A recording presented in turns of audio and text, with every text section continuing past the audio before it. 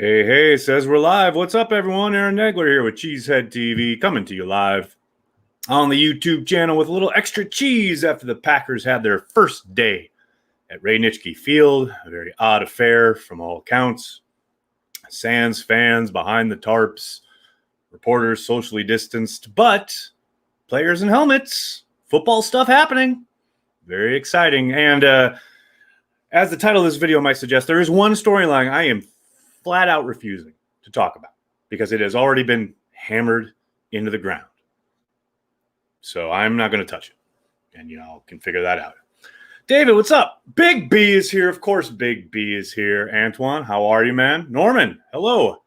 Have they posted an official schedule? Not for camp. Not yet. Literally the only thing, I'm actually looking at the media site as I speak. The only date outside of today that we have is Monday. We know that practice on Monday begins at 10:10, I believe, local time. Other than that, let me see here. 10:10 a.m., practice at Ray Nitschke Field on the 17th, Monday morning. Past that, completely empty. So there's no practice tomorrow, so you can go about your daily lives. And then on Monday morning at 10:10 a.m., I will be there at practice, giving you live updates. And then past that, it's anyone's guess. So we'll find out. First time, hello, cheers. What's up, Brian? Go Pack, go. How are you? Chad Reuter, what's up, buddy? Feeling bad for Man City. How could I ever feel bad for Man City? Come on. You know me better than that. AJ Dillon is going to be a fucking monster. I hope so, Danny. I truly hope so. No doubt about it. What's up, Nags? You the man. Thank you, Jim. Very nice of you to say. How was the trip? Andrew, I haven't made the trip yet. I make the trip tomorrow. Aha. Football is back, baby. What's up, Kevin? Man, I feel you, dog. Just seeing guys out on the field running routes and stuff. Come on. How can you not get behind it? Oh, boy. We are already off the rails. Chris, thanks for the super chat. Chuck Norris is terrified of AJ Dillon. Oh, boy. Oh, boy. Graham, Aaron, if the rest of the world were to blow, would the Bears still suck? You know the answer to that. Brandon, do you like the numbers for Kenny? Well, I mean, in so much as, that they are numbers that have been bandied about publicly. Let's wait until we get some actual kind of breakdowns to dive into. I'm not surprised that he got the extension. 4 years, pretty hefty deal. I think it was $35 million in the first 2 years is guaranteed. Past that, we don't really know. But for the most part, yeah, you guys know me. I love Kenny, so I'm very happy. Andrew, thanks for the super chat. Do you think we will get DJ Khaled voice, another one, signed before the start of the year? Before the start of the season, Andrew? It's possible. Maybe in the next month, probably with a kickoff of week 1. I'll be surprised, though, to be honest. Maybe Aaron Jones, if he takes a slightly below market value deal and wants to maybe get a 2 or 3 year extension, the Packers, might be willing to give him a couple years with a salary bump and a couple bonuses, blah, blah, blah, and keep him around for a little while longer. Or he may be dead set on hitting the market after another productive year. We'll see. Kyle, thanks so much for the super chat. I hope you and the girls are well. Love all that Cheesehead TV does. Thank you, Kyle. That's really nice of you. Thank you very much. My girls are well. They actually were the reason I'm a little late because the life, but they have left to go shopping, and I am here. David, thoughts on Packers neglecting glaring need at D end? Well, that's an interesting way to look at it, David. They did kind of address it with Trayvon Hester, who obviously has not been out there yet because of being placed on the COVID-19 reserve list. But I would posit that they didn't need dramatic moves. They did need to improve along the defensive interior, the defensive front.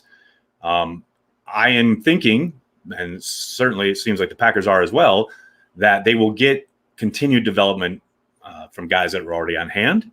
Like I said, they brought in Hester, and I think Mike Pettin is going to be charged with having a bit better of a plan on early downs. You add all that together, and no, I'm not alarmed at the lack of activity.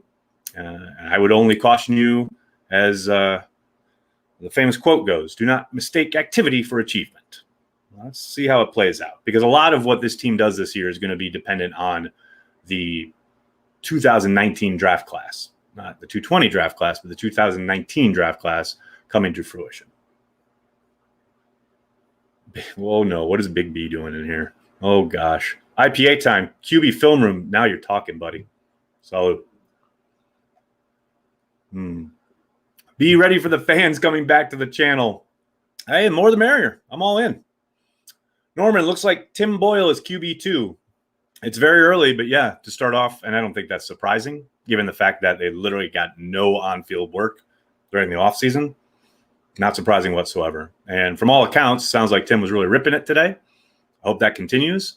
Just remember, it's a day-by-day thing once camp starts, and we'll see how Jordan progresses, and we'll see how things may or may not change once the pads come on and things get a little bit more live. But yeah, all accounts, definitely it's Tim's spot for now. But as somebody once said, a lot of ball game left. Thanks for sharing this, Aaron. Did you see any noticeable difference in Kingsley Keke today? I'm not there yet. I'll be there Monday morning when the pads come on.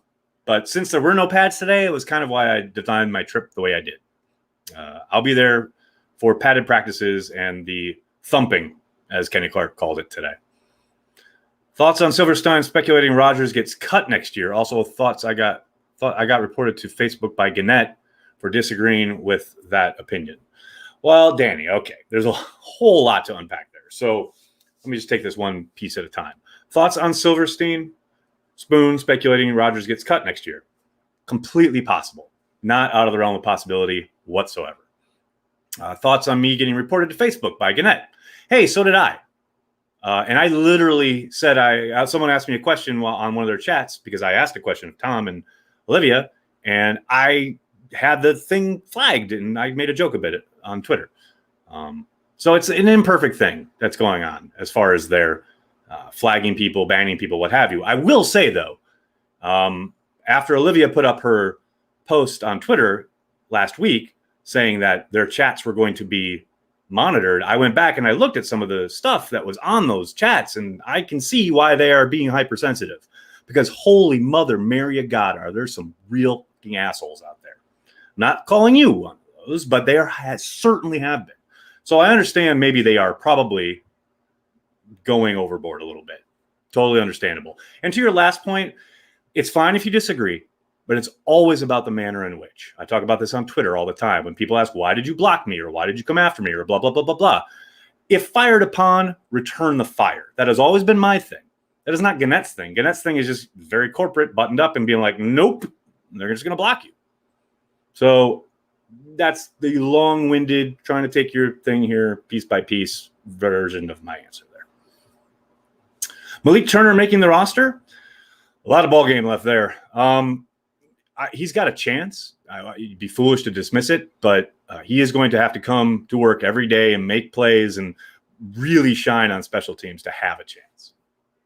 Special teams is his number one way onto the roster, without question. Kyle, with this weird offseason, who, if any, undrafted free agents makes this team? They seem to be the ones getting cut early. Yeah, we had 3 more cuts today, presumably to make room for guys coming off the COVID-19 reserve list. We saw Crosby was out there today.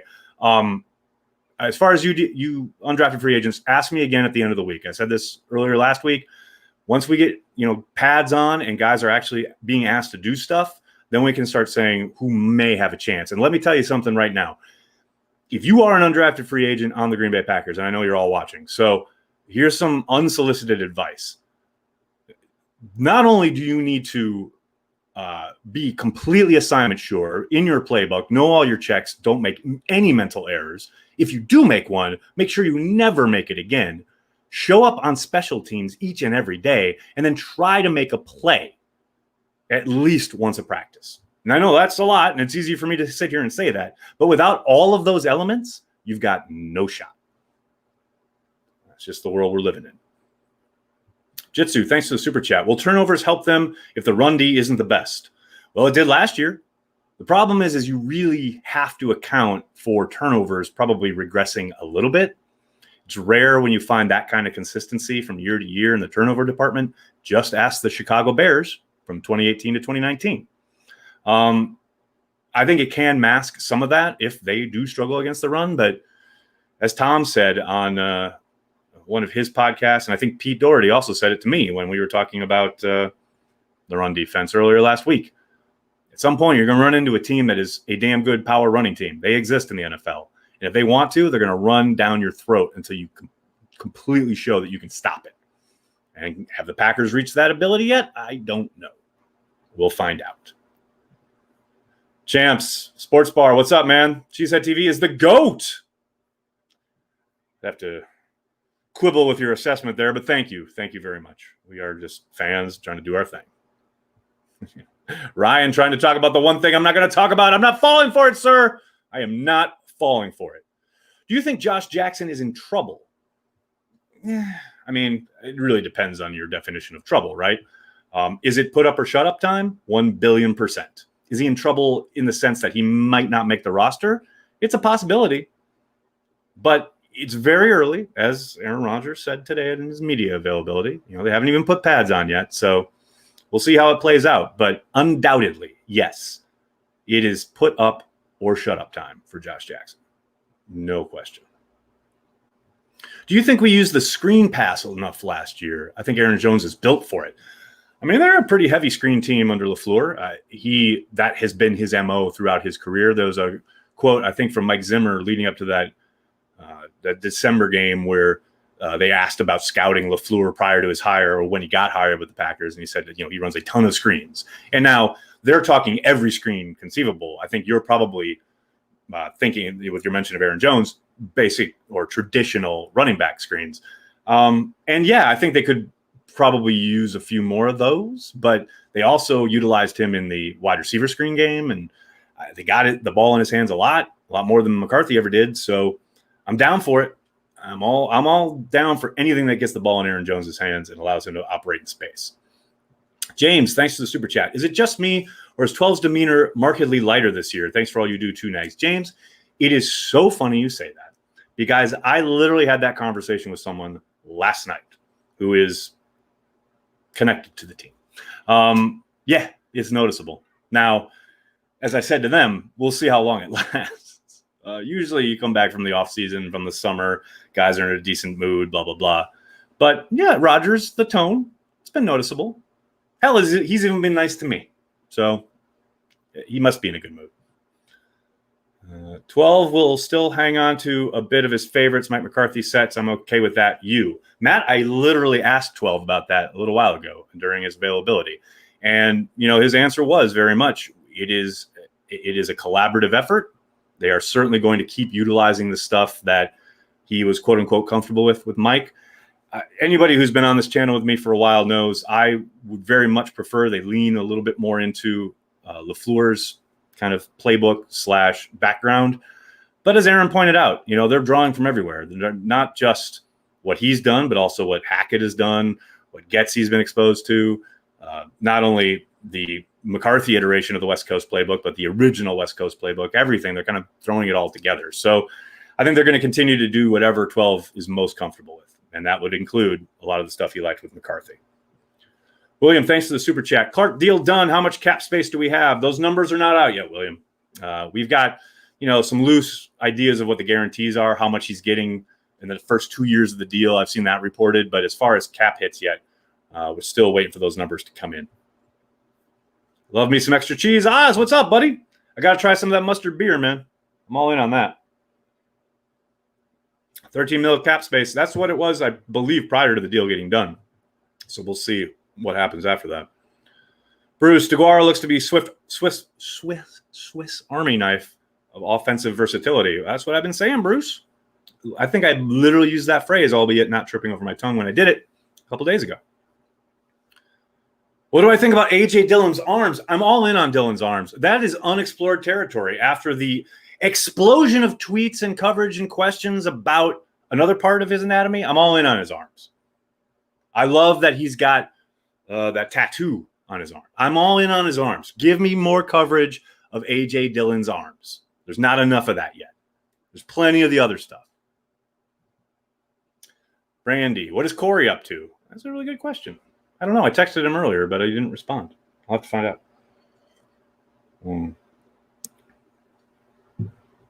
Was MVS's main struggles mental last season? Oh, yeah, I would say so. I would say especially later in the year, he certainly seemed to lose confidence a little bit in himself and probably what he was doing, the team, etc. I think the coaches certainly lost confidence in him, especially after that alligator arm issue in the opening play against the Bears at Lambeau. That's where it really fell apart for him.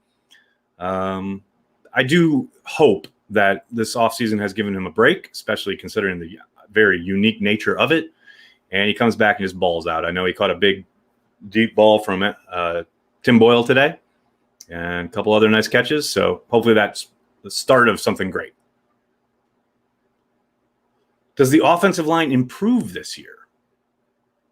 It's hard to say yes when you lose Brian Bulaga, who's one of the best in the game. By your question, I mean, there's no tone reading it, obviously, but it makes me think you thought they were a poor offensive line last year, which I would quibble with. I think they were pretty damn good last year. So improvement is going to be difficult. Now, were they the heyday of like Sitton and Lang and, Clifton, whatever, those guys? No, of course not. But they were pretty damn good still. But yeah, losing Bulaga, that's tough. You can't do anything but take a step back at right tackle. They could improve at right guard, but overall, that's a tough ask. CJ Mays, do we have enough depth at tight end? I think so. We'll see, though. I mean, I know they had interest earlier this offseason in Delaney Walker, who has some history with LaFleur, obviously, at least an offseason and then part of one game before he got hurt down in Tennessee. But so that could be a potential addition if they don't like what they see once pads come on and guys start taking reps and they think maybe we need some help. But yeah, I think they're fine given what they look like on paper. But of course, paper doesn't mean much. And I think also, obviously, the kind of elephant in the room there is Jace has to get off that COVID-19 reserve list. Now, he was in attendance today observing, but he's still not practicing. But his presence would suggest that he's close to returning. Let's hope. Joey, surprised by Begleton? No, they were in shorts today. Dude, okay, everybody.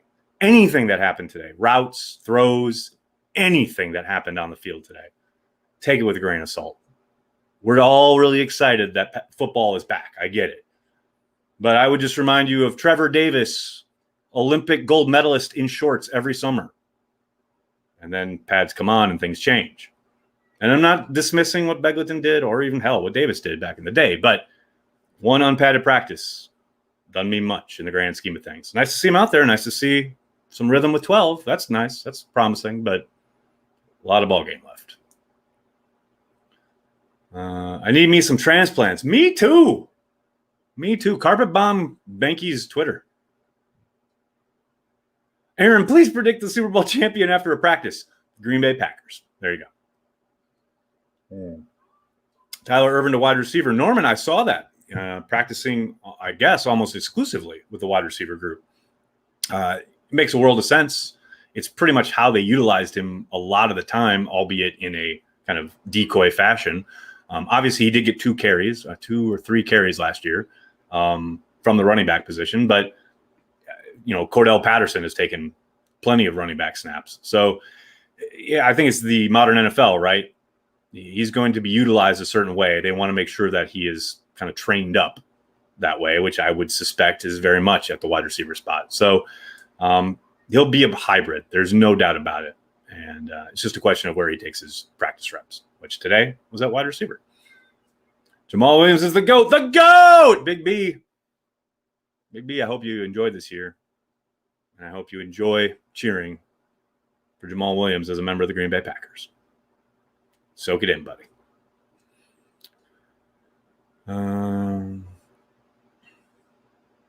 Regarding listening to Packers games on radio, you can log on to 620 WTMJ and click on Listen Live. That's what I've been doing the last few years. That's fantastic. So anybody who was asking, I have tried that here in New York City. Maybe it's a New York thing, but I have been unable to get the TMJ broadcast in New York. Now, it might be different other places in the country, so that is definitely something to try. But in New York City, I have had no luck. Mark Murphy said 80% of season ticket holders opted out. Do you think that's a high number? Travis, I was surprised it was that many, definitely. But as Corey Banke pointed out on Twitter. He opted in because, of course, he did. But yeah, 80% was a bit more than I was expecting. Got to be honest, though, I was pretty happy to see it. People being smart. I'm down for it. Not that Banky's being dumb. I'm just saying that people have concerns. They were clearly thinking, all right, I'll just go back and come back in 2021, which is fine. Totally get it. Favorite summer beer? The cold one next to me, Daniel. Whatever that is. I want to dance with Jamal Williams. Now you're talking. Now we are talking. So do I, man. Dave, we're on like the first day of practice. Everything's great. We got football back. Life is good. And Dave's here saying, oh, upcoming free agents. Jair, Aaron Jones, Bakhtiari, Kevin King, Jamal, Devontae. Who stays or who goes? Man, calm. Slow down, dude. Slow down. It's been a whole offseason of crystal balling, man. Let's just soak in the fact that they're on the field.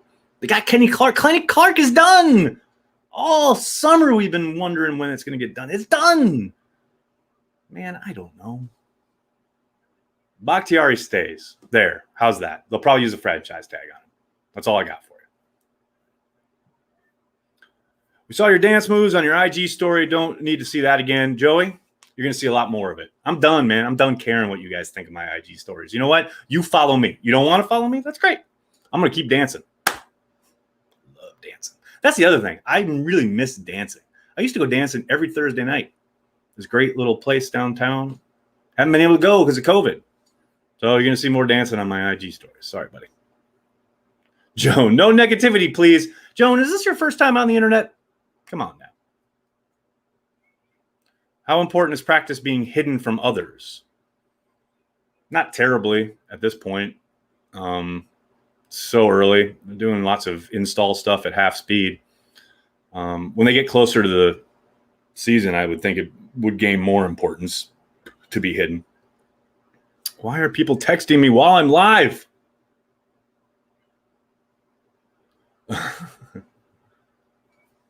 Are the Bears going to pick up Looney? Well, naturally, now that he's been cut and he's converted to tight end, they need as many tight ends as possible. I think they've shown that all offseason.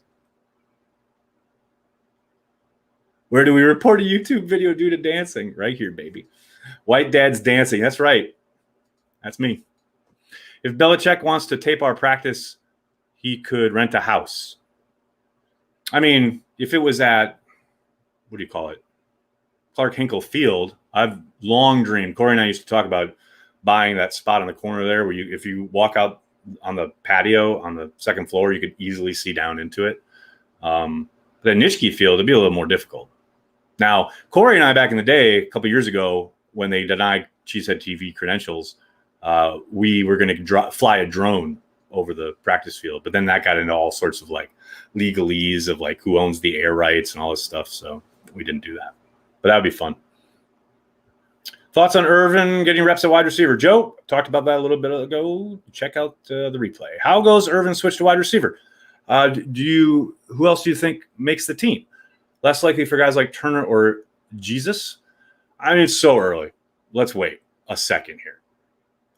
Step back. It's one day. We'll see how it progresses. Maybe he's working with the running backs on Monday. It is interesting, no doubt about it. But how it projects for who makes the squad, who doesn't, it's way too early to talk about that. Okay, I'll take one or two more here, guys. Maureen trying to get me to talk about the one thing I'm not talking about, not falling for it.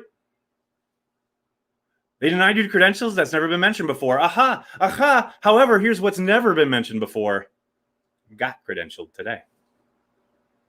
I like that.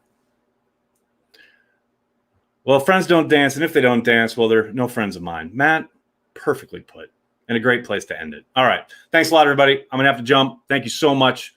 Please hit like on this video. Hit subscribe on the channel. Tell your friends. Tell your family. I'll be in Green Bay on Monday morning for the next practice when the pads come on. It's going to be a lot of fun.